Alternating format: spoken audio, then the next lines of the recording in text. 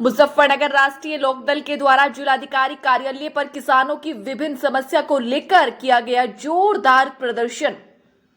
दरअसल हम आपको बता दें कि जनपद मुजफ्फरनगर के जिलाधिकारी कार्यालय पर राष्ट्रीय लोकदल के जिलाध्यक्ष संदीप मलिक के नेतृत्व में कार्यकर्ताओं एवं पदाधिकारियों के द्वारा किसानों की विभिन्न समस्याओं को लेकर प्रदर्शन किया गया, जहां पर उनके द्वारा मांग की गई है कि गन्ने का मूल्य 400 रुपये प्रति क्विंटल किया जाए, आलू धन सहित सभी कृषि उत्पादों का लाभकारी मूल्य तय कर एसपी कानून बनाया जाए, किसानों को कृषि फसलों की सिंचाई के लिए मुफ्त बिजली दी जाए, आवारा जो न्यूरॉन से किसान को जान माल की हानि स्थिति हो रही है तथा उससे तत्काल रोका जाए।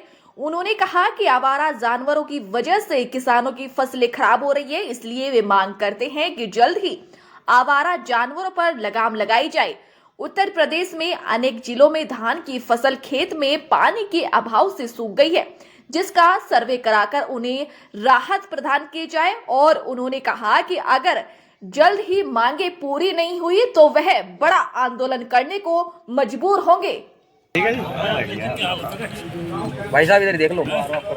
फोटो खींचेगा खाना तो हम खरीद देंगे। माननीय राज्यपाल जी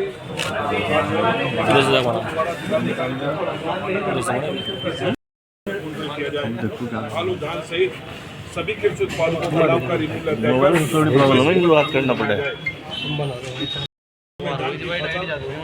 पानी के अभाव में 4 बार सर्वे कराकर राहत प्रदान करें। पूरे प्रदेश में धान को सूखने से चलो विधायक जी, आज क्या कुछ समस्या थी आज जो आप जिलाधिकारी महोदय से मिलने आए थे? आज हमारी राष्ट्रीय लोकदल पार्टी की ओर से हमारे नेता जयंत चौधरी के निर्देश पर पूरे प्रदेश में हम लोग ज्ञापन दे रहे किसानों की समस्या के लिए। एक तो बकाया पेमेंट और जो मिल चालू हो गई है वो आगे का मूल्य भुगतान, आगे का मूल्य निर्धारित किया जाए और पशुओं से बड़ी परेशानी किसानों को है वो उनका कोई इंतजाम किया जाए, सरकार की जिम्मेदारी होती है। जो धान और इसका आलू का मूल्य है, धान और आलू की खरीदारी और उसका मूल्य एमएसपी से उसका रेट निर्धारित किया जाए और खरीद फरोख्त। ठीक है अध्यक्ष जी, ज्ञापन देने पहुंचे आज डीएम ऑफिस पे, क्या मांगे हैं? आज हमारी पार्टी के नेता आदरणीय जयंत चौधरी जी, राज्यसभा सांसद, उनके निर्देश पर पूरे प्रदेश में पार्टी का जिलाधिकारी को ज्ञापन देने का कार्यक्रम था। उसी संबंध में हम सब लोग आए थे। आज ज्ञापन का मेनली उद्देश्य ये था कि शुगर फैक्ट्रियां चल चुकी हैं, सरकार ने अब तक कोई रेट डिक्लेयर नहीं किया है।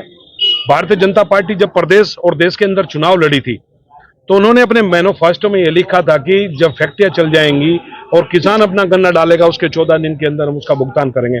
आज जनपद की चाहे थाना भवन मिल हो, श्यामली की, चाहे मुजफ्फरनगर की बुढ़ाना मिल हो, चाहे हमारे श्यामली की ही गोगर मिल हो, तमाम जनपद में और दूसरे जनपदों में भी इस तरह की फैक्ट्री हैं जिसने आज तक किसान के गन्ने का पेमेंट नहीं किया।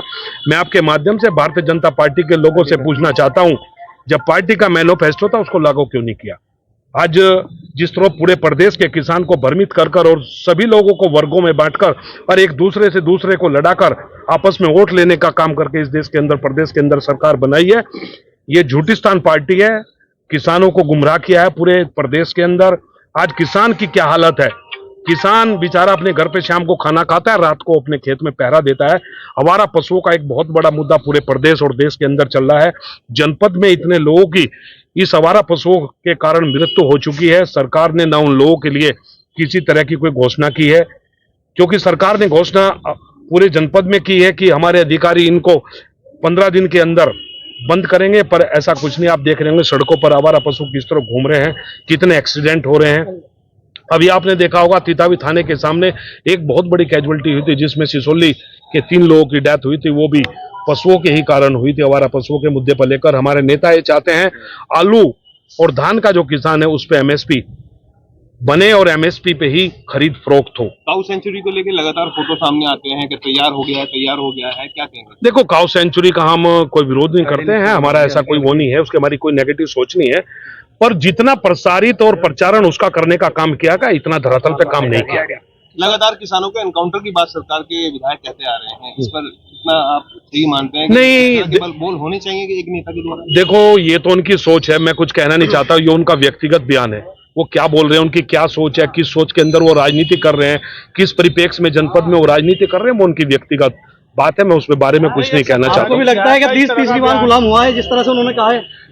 नहीं, देखो, हम उसकी निंदा करते हैं, और पहले तो उनको अपनी हैसियत में रह के बयान देना चाहिए, पहले उन्हें अपनी हैसियत में रहकर बयान देना चाहिए। राकेश टिकैत जी हमारे इतने बड़े नेता हैं, प्रवक्ता हैं भारतीय किसान यूनियन के, और लोगों के, किसानों के मसीह हैं, और लगातार किसानों की लड़ाई लड़ रहे हैं। हमारे आदर्श किसान मसीहा स्वर्गीय महेंद्र सिंह टिकैत जी ने जिस तरह किसानों की लड़ाई लड़ी और देश के किसान को अपनी लड़ाई लड़ने का तरीका बताया कि अपनी लड़ाई किस तरह से लड़ते हैं, राकेश टिकैत जी चाहे नरेश टिकैत जी राष्ट्रीय अध्यक्ष हो, निरंतर किसानों की बात को पूरे देश और प्रदेश के अंदर बड़ी मजबूती के साथ उठा रहे हैं।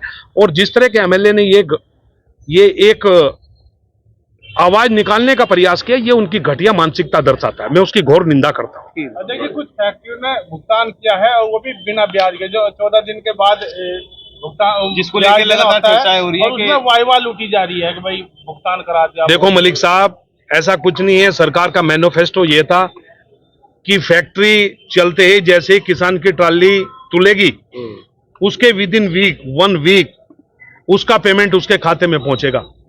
आज किसान ने अपना गन्ना डाल दिया है और किसान अपने उस गन्ने के पेमेंट के लिए पिछले 4 महीने से बुढ़ाना शुगर मिल के गेट पर बैठा है। चाहे गोगर शुगर मिल का मामला रहा हो, जनपद नहीं पूरे प्रदेश के अंदर इतनी मिले हैं, कई हजार करोड़ रुपया भी सरकार पे बकाया है।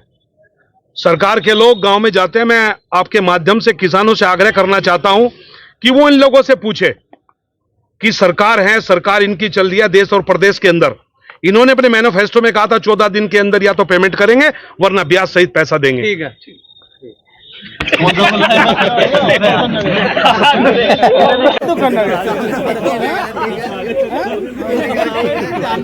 हाँ, तो